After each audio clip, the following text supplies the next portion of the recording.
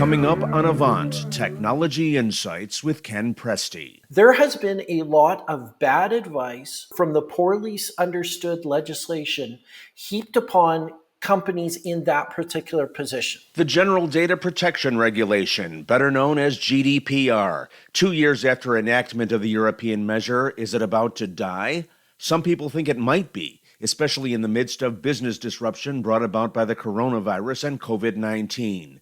Others think changes are ultimately on the way. We've got a London-based CISO, well familiar with risk and governance, who has some strong opinions on the subject. Welcome to AVANT Technology Insights. I'm your host, Ken Presti, Research Vice President of AVANT Research and Analytics. The link between solving business challenges and cutting-edge technologies has become tighter and more complex than ever before.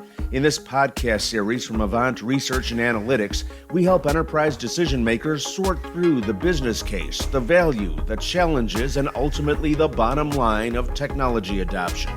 So listen to us at your desktop, take us in the car, tune in from the commuter train, or download us at the gate. You'll find us on Apple, Spotify, and Google, as well as at www.goavant.net/podcast. So getting to the topic of GDPR, I can't imagine that anybody listening to this podcast doesn't already know what GDPR is, but why don't you walk us through what it is and what it's intended to do, given the obvious need for personal security and privacy in the world, yet that can also be difficult to deliver in a real codified way. Yeah, I think to understand GDPR and sort of the European obsession with sort of privacy in general is to really go back and take a look at some of the legislations that were in effect before that. Now, GDPR is actually modeled on European antitrust law. And European antitrust law was created as a mechanism, I think, for business to understand sort of all of the difficulty they would have navigating antitrust law across a number of different countries. So GDPR arrives on the scene and it has really no prescriptive direction. It essentially says you need to protect sensitive data. They do have definitions of sensitive data, but some countries' legislation supersedes what the definition of GDPR's sensitive data is. So already we have some confusion. Then, of course, we have different organizations with enforcement regimes. So, for instance, the Swedish Data Protection Office is got different powers of enforcement and investigation than, say, the United Kingdom's ICO. So the intent was to create legislation that protected sensitive data from unauthorized disclosure. The result has been, I think, more confusion. And, I think the best approach to say is that we're in the very early stages of figuring out, how to be compliant with something that isn't prescriptive. We're coming up on the second anniversary of GDPR. GDPR's anniversary is in May. Now, what's happening with this area right now? There's been a lot of speculation about whether GDPR is dying, completely unenforceable, kind of on its way out.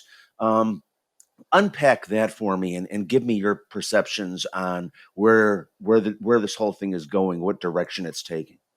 Well, it's taking a very typical route to really even seeing any enforcement or precedences. So the two big things that everybody likes to talk about is, of course, the Marriott data breach fine and the BA fine. In the tens of millions of dollars for both of them. Understand that what happened was the ICO did an investigation based on the two data breaches that occurred. They came up with a number and they said, our intent is to fine your organizations this X amount of money. Well, the organizations are like, no, we're going to fight this in court. So as you can imagine, litigative issues like this are going to be before the courts for months, if not years.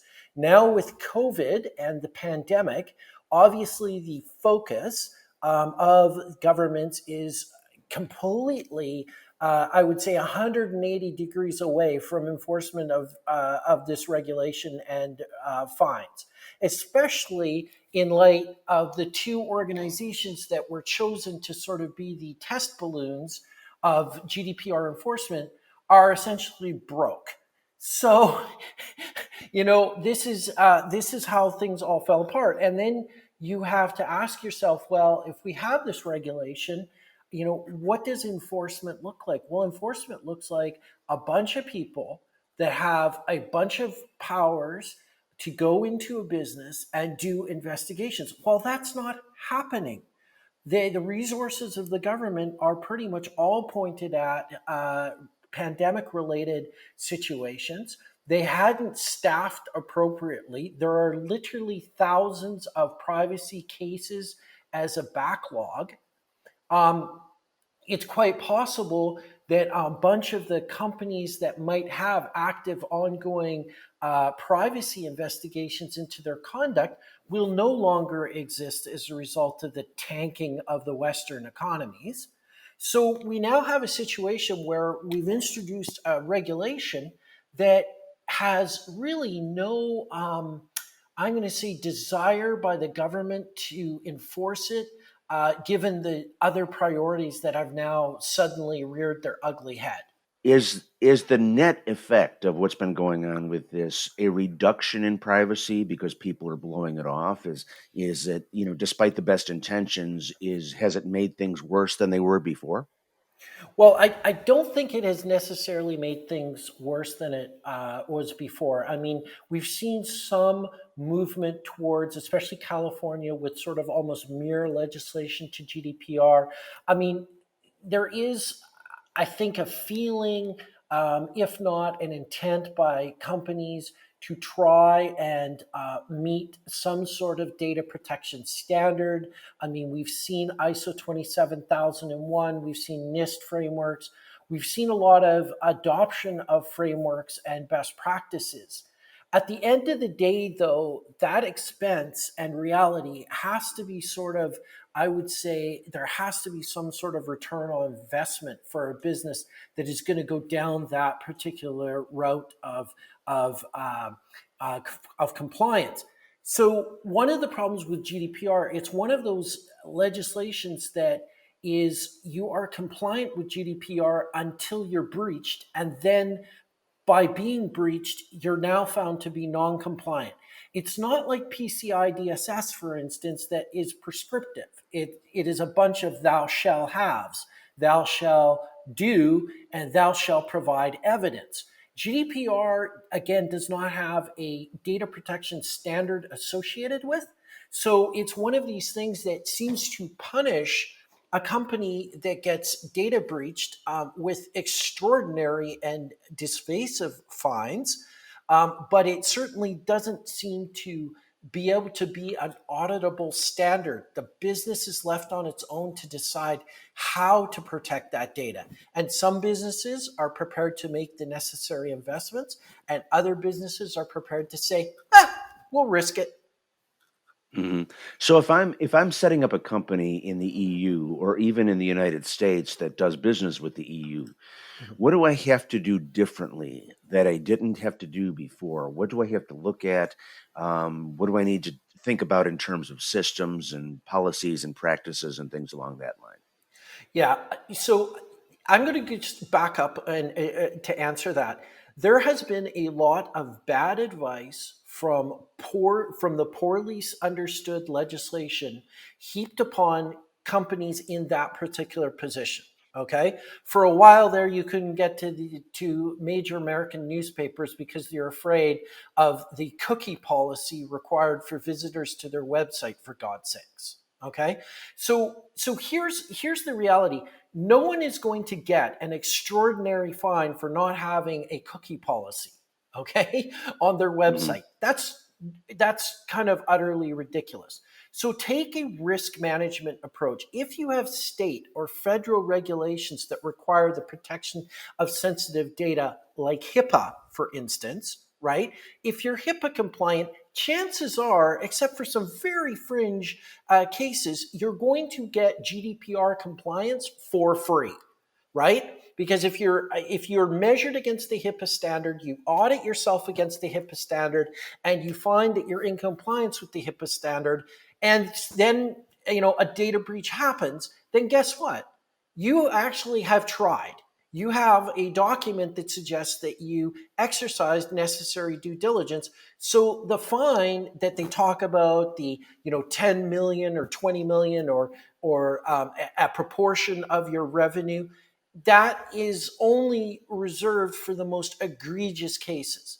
Every piece of documentation, every technology that you've bought, every log file, every piece of change management artifact, every awareness program that you have for your business would all factor into reducing your fines or penalties under GDPR. And there's a huge question of whether or not a UK or a European firm would actually be able to call, a company based in the United States onto the carpet and get a judgment and an enforcement, okay, order. So there is a long road, right, between, you're pulling out your checkbook to pay a GDPR fine because you don't have a privacy policy on your website, right, versus, being egregious and basically keeping, spraying the data all out over the internet, which will get you into trouble with the American regulators and the state laws with regards to privacy far before GDPR ever gets on the table. So there's been a lot of speculation that GDPR is going south, that it's not going to survive. If I'm running a business, how do I react to that? What kind of checklists do I need to put into place? What might happen on the other side of that if it does? And let me preface that question with another question. Do you actually think it's going to go away anytime soon? So I don't think it's going to go away anytime soon. It's going to be I'm going to say an additional point of concern for a business that has already been found in severe or a negligence situation. So it's sort of like the idea that when a plane falls out of the sky, if the plane hasn't been compliant with various requirements under the FAA, those are charges.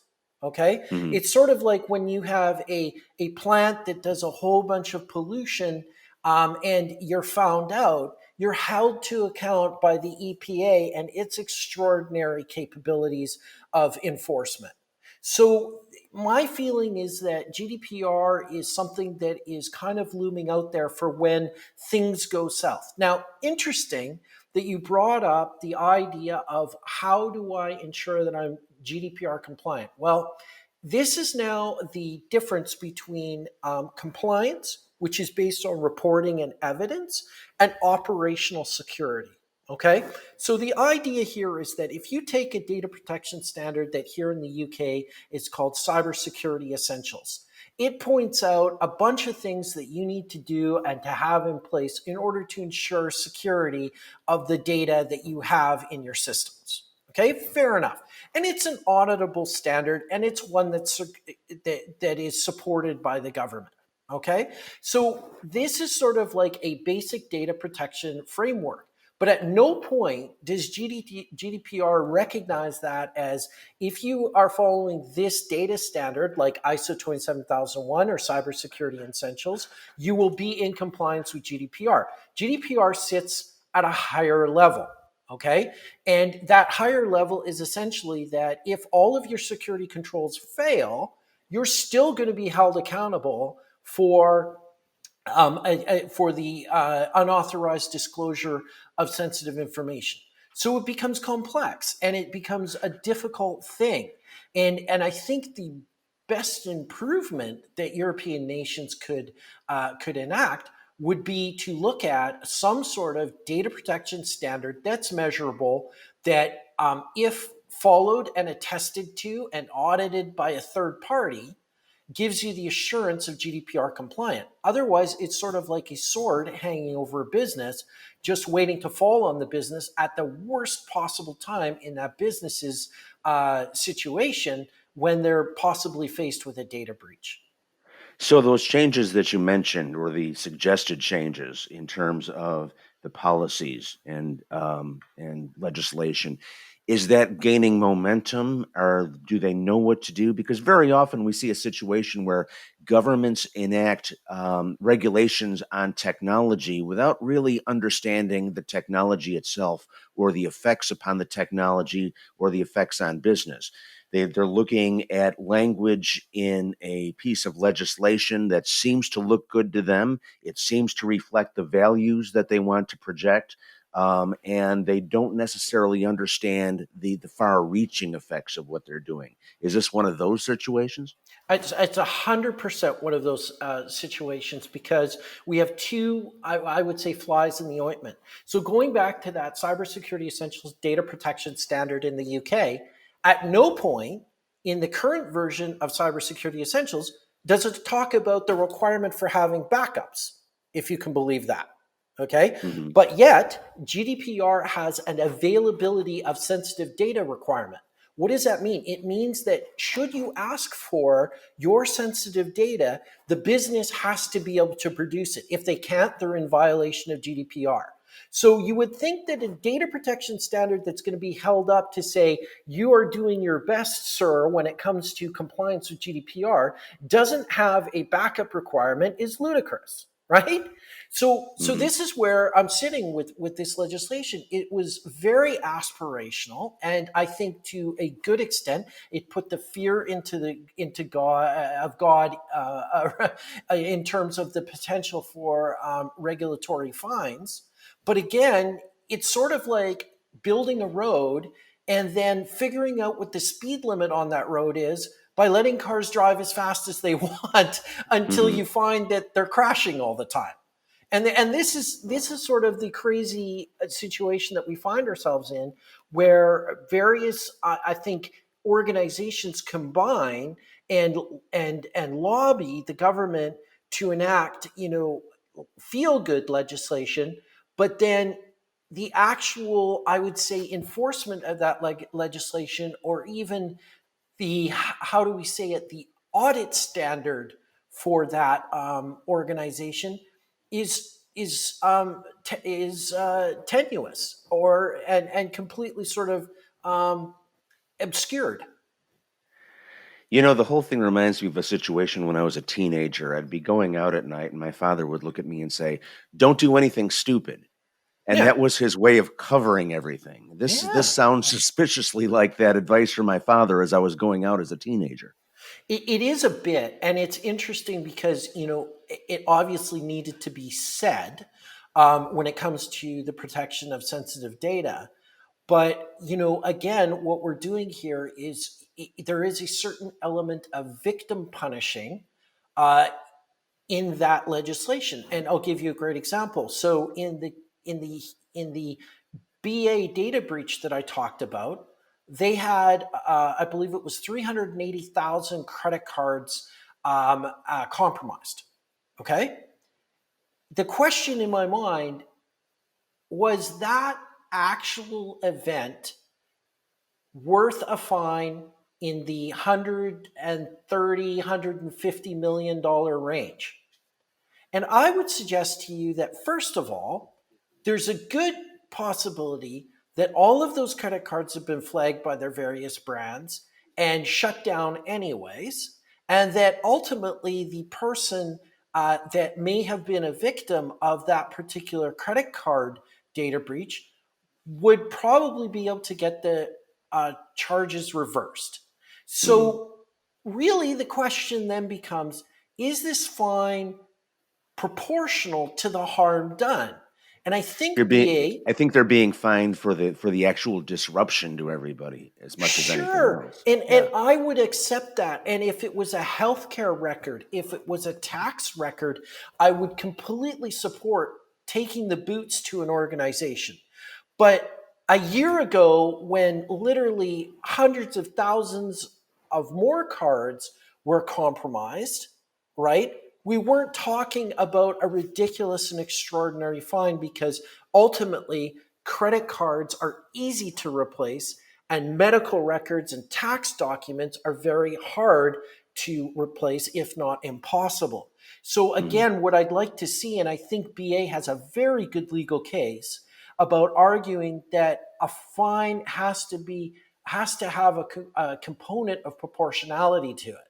Now, what will happen is, because a regulatory fine of that magnitude would be a significant concern to a company that right now its very existence is at stake because of the current situation. The ICO has basically suspended proceedings related to these notifications to fine. And this suspension could go on for potentially months and if not years. It will be litigated. It will eventually probably have some sort of settlement attached to it for far less, maybe a quarter less of what the actual fine was for. And then behind the scenes, there could be an investigation, or not investigation, but a discussion or agreement to pay it off over a certain period of time, like say 5 years. So ultimately, when you look at a giant fine, you need to understand that that is, please, let's litigate, because then we get a precedent of what an actual fine should be. And then we can negotiate on how that fine should be paid out over X number of years or months. So again, the shock value of this legislation is somewhat in question given the current global situation.